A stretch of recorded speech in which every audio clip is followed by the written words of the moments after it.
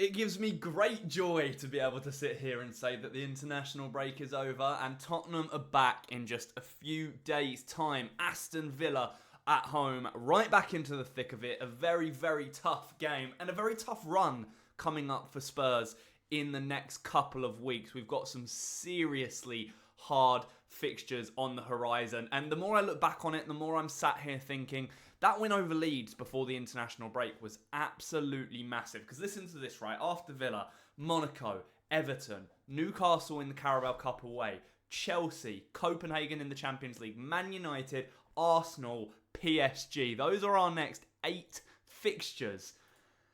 I don't think any of those games are going to be easy. I don't think the Aston Villa game is going to be easy on Sunday, but we do have a very unique opportunity to come through this very tough run in a good way and remain within touching distance of the teams around us, right? You know, Arsenal had a very, very tough start to the season. They got through it.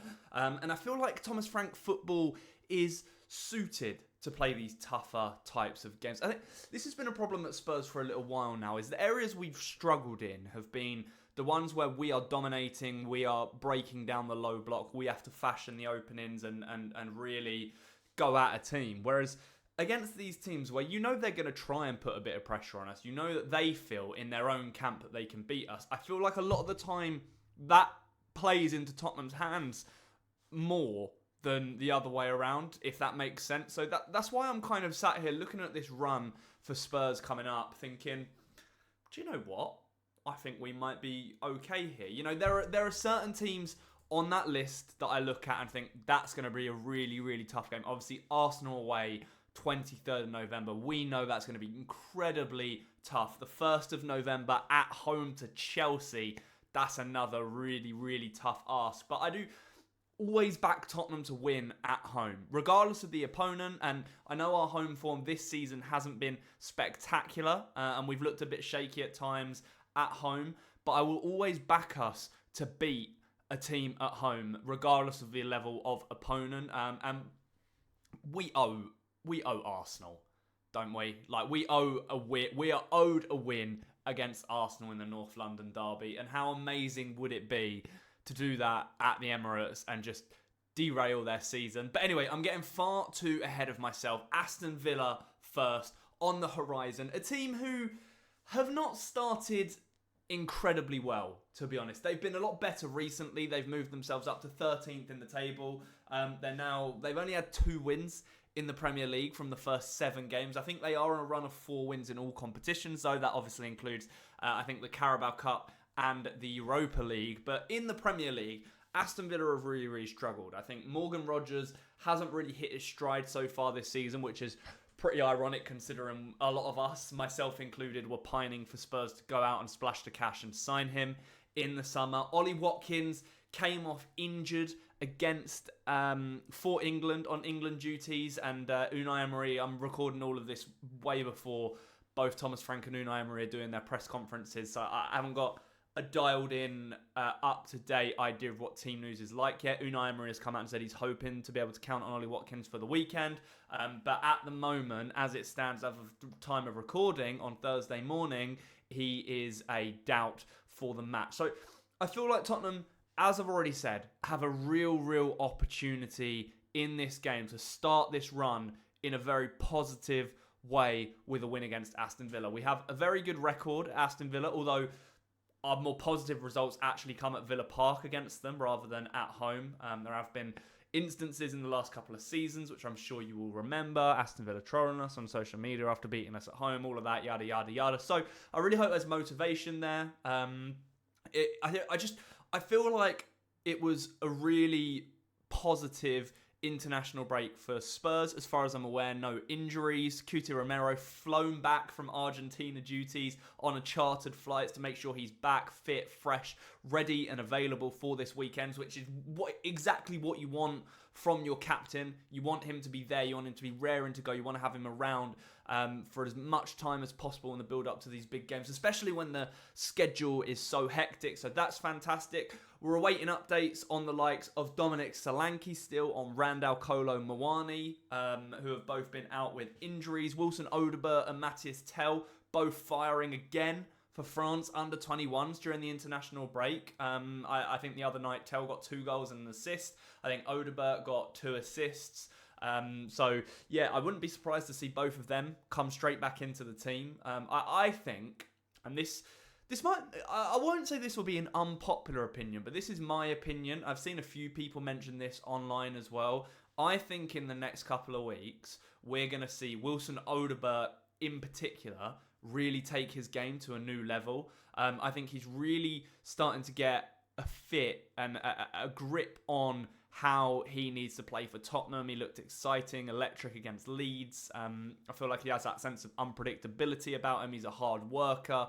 And he just needs to add that little bit of quality in the final third so that we can start scoring a few more goals from that left-hand side and not entirely depend on Mohamed Kudus on that right-hand side, because I feel like that's kind of been a little bit unbalanced this season. But Wilson Odebert, for me, has that left wing spot nailed down as it stands. And then, yeah, I think Tell might get the nod at striker again. I know, obviously, Richarlison went off for Brazil duties, and he played for them.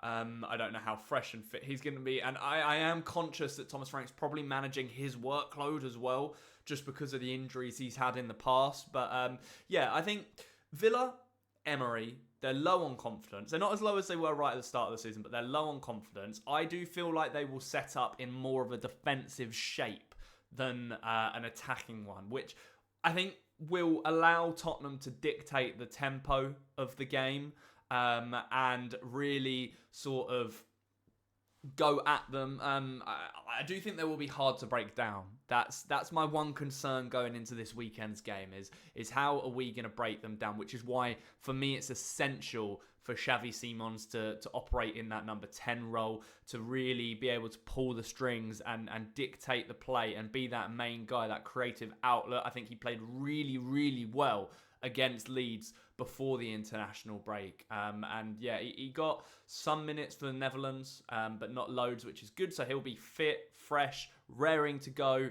And yeah, I mean, while I'm talking about it, I may as well go through my lineup for the game. This is subject to change, of course, because I haven't got the full team news. There may be injuries that I don't know about. I don't think any that are coming back will go straight into the team, even if they are available. They will probably be on the bench. I'm thinking maybe Colin One. I'm not thinking.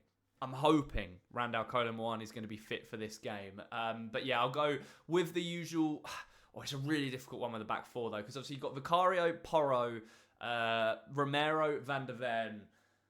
I don't know whether he's going to go Udogie or Jed Spence. I think Thomas Frank, and this is just my opinion, I think Thomas Frank prefers Destiny Udogie, although Jed Spence obviously played 2 games for England during the international break, and yeah, he's really full of confidence right now. It could be either one of them, but I'm going to go with Udogie for now. João Paulinho, I think, gets that CDM spot nailed down. I don't know who's going to go next to him, whether it will be Rodrigo Bentancur, quite possibly, because Aston Villa have quite a strong midfield. I'm not entirely sure who's fit and who's not fit for them, but obviously they've got Tielemans in there, who's an excellent operator, John McGinn, Onana, if he's fit, I believe. So they've got some power and some technical quality in there, so I wouldn't be surprised to see a Bentancur Paulinho pivot, but it could be anyone next to Paulinho, to be honest with you. It could be Gray, it could be Bergvall, it could be Pat Matassar. I'm going to go with Bentancur for now, just because I know that's what Thomas Frank likes and is familiar with so far this season. In front of him, I will put Xavi Simons in the 10, and then on the wings, think pretty self-explanatory, Kudus, Odebert, and I'm going to go for Matisse Tell as the number 9. I do think he's going to get given another opportunity after scoring his first goal of the season against Leeds. But look, it's not going to be an easy game. Aston Villa, regardless of their form, they're always going to be a tough team to beat, especially on a bit of a bigger occasion. To be fair, the only real game I've watched of theirs this season was right at the start of the season when they played Newcastle, and they were dreadful. Then they just looked really void of any energy and any sort of shape. So it's going to be an interesting one. I think I'm hoping for like a 3-1 win, and hoping that we sort of get an early goal, take the initiative, and kind of go from there. But yeah, I'm going to go with a 3-1 win. I reckon Kudus, now that he's got his first goal as well, he may really kick on in the final third and grab a goal again this weekend. I really want Simons to get his first goal for Spurs, so I could see that happening. And then, you know, like a midfield, like a Palhinha again or someone like that. But yeah, let me know what you're thinking down in the comments. What are you making of this game this weekend and Tottenham's run coming up? How many points do you see us taking from the upcoming fixtures? Is really, really tough in the Premier League and in the Champions League and in the Carabao Cup in particular. So we're already getting into season-defining territory at Tottenham, and I feel hopeful that we're going to come out of the other side in a positive way with plenty of points on the board. And yeah, that all starts on Sunday against a very familiar opponent and a team who will come back and be stronger than they've started the season. So let's not take anything for granted. Let's go out there, put in a good performance and get 3 points. But thank you so much for watching. If you've enjoyed, please feel free to like the video and subscribe to the channel. Of course, I will be back with a review of the game over the weekend. But for now, enjoy the rest of your week. And as always, come on you Spurs.